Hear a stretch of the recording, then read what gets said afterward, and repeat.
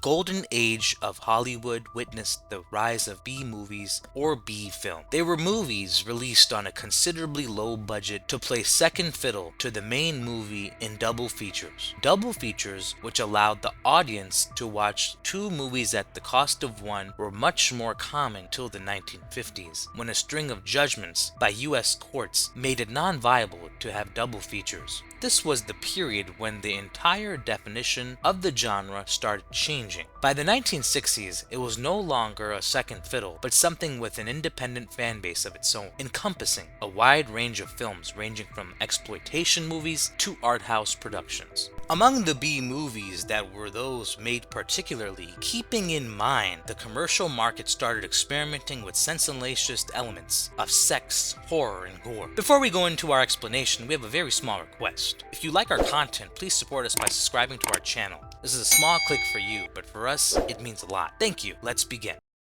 B-movies in the 1980s and Evil Dead. The 1980s saw a decline in this genre due to the tremendous increase in production costs, a major reason for the collapse of production houses that were dedicated entirely to making them. But even in these adverse conditions, films made on a low budget did make it to the theaters, often attaining a cult status of their own. One such film was the 1981 American horror film, The Evil Dead. Its immense success saw the franchise extending to 2 more films in the span of a decade, with significantly higher budgets, but still lower than the average production costs of the period. They were also released to positive reviews, with some describing the predecessors, particularly Evil Dead 2, as even better than the original one. The low budget often makes the creators peak their creative caliber, and this is what happened with most of the classics of the B-movie genre, including the Evil Dead franchise, particularly Evil Dead 1 and Evil Dead 2. Such films inspire upcoming generations to take risks and use their imaginations and new methods to make films, primarily due to their passion for filmmaking. Well, the Evil Dead franchise popularized the trope of deadites, which are demonic spirits who possess the bodies of living beings. The Lovecraftian creation of Necronomicon, the text whose verses led to the demonic spirits entering our realm, is used and evolved by the Evil Dead to create the concepts of deadites. It was the concept of deadite which caught the attention of many, inspiring numerous directors and writers. One such person it inspired was Shinichi Fukazawa, leading to the creation of his holy film, Bloody Muscle Bodybuilder in Hell.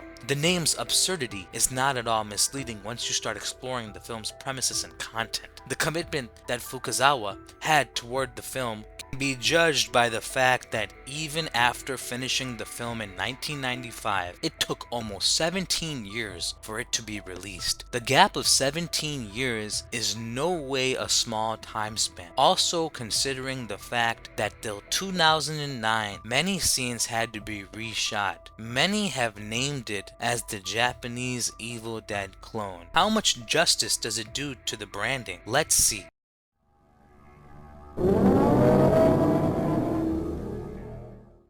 Bloody Muscle Bodybuilder in Hell, a mere tribute to Evil Dead, or is it more than that? Shinichi Fukazawa in BMBBH clearly attempts to pay tribute to Sam Raimi's Evil Dead films, starting from the usage of a 9mm camera to practical effects and a deadite being the primary antagonist of the film. Many influences of the Evil Dead can be seen. However, with a negligible budget, even lower compared to the around $400,000 budget of Evil Dead, the low quality stands out. The grainy visuals and the reddish tint of the frames take us to the 1980s instead of 1995. The film was filmed in. But, again, should the film be judged based on its quality? Does it matter? Really, the movie is outright over the top. BMBBH begins in flashback in 1978. It starts with a man being confronted by his girlfriend or fiancée. He stabs her and starts digging the floor of the house to bury the seemingly dead girlfriend. However, she suddenly comes back alive, hauntingly promising to never leave him, only to be killed and buried. The film then moves back to the future, where we see the man's son, Shinji, being interrupted in his only daily routine of bodybuilding by his girlfriend Mika. Mika is interested in the photographs of the house that Shinji inherited from his father. The photographs set up the creepy atmosphere with its abandoned setting. The cheapness of the camera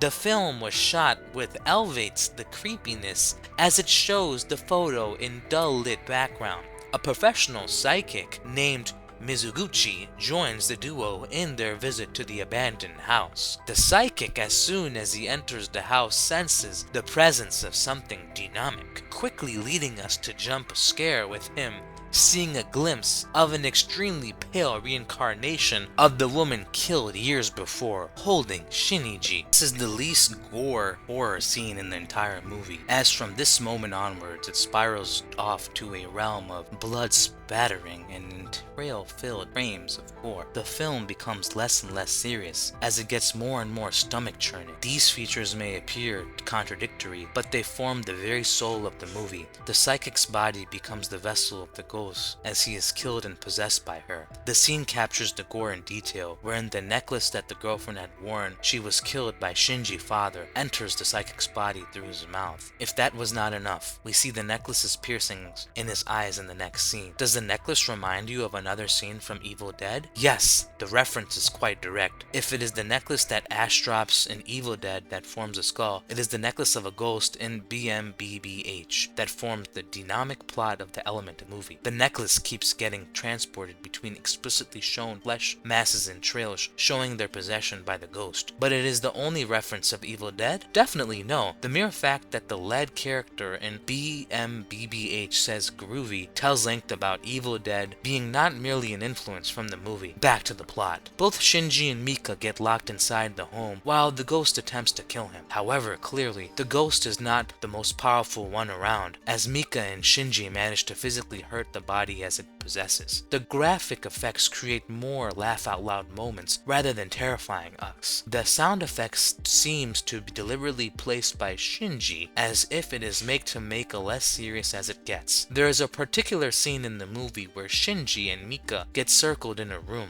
desperate to find a way to escape from the house and the ghost.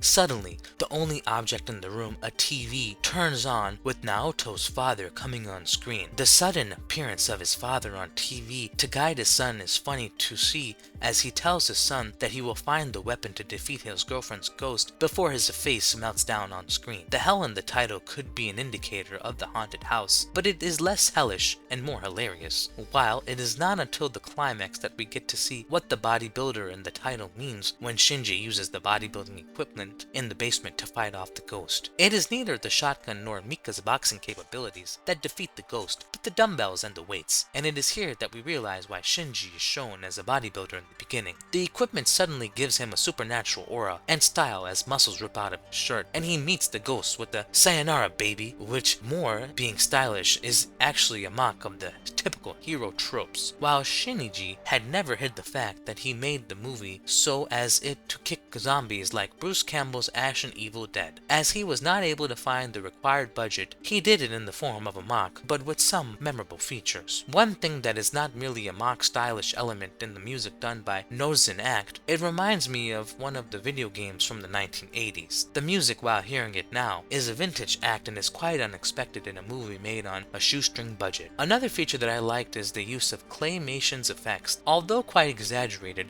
at least in some scenes they were quite horrific to watch. Also, the slapstick comic elements do not appear to be forced, but are actually quite funny, while the cheap VHS look and jump scares do make heart jump for a second. It may not be for everyone, but those who enjoy the cheap charms of the B movies should not miss out on the bloody muscle bodybuilder in hell.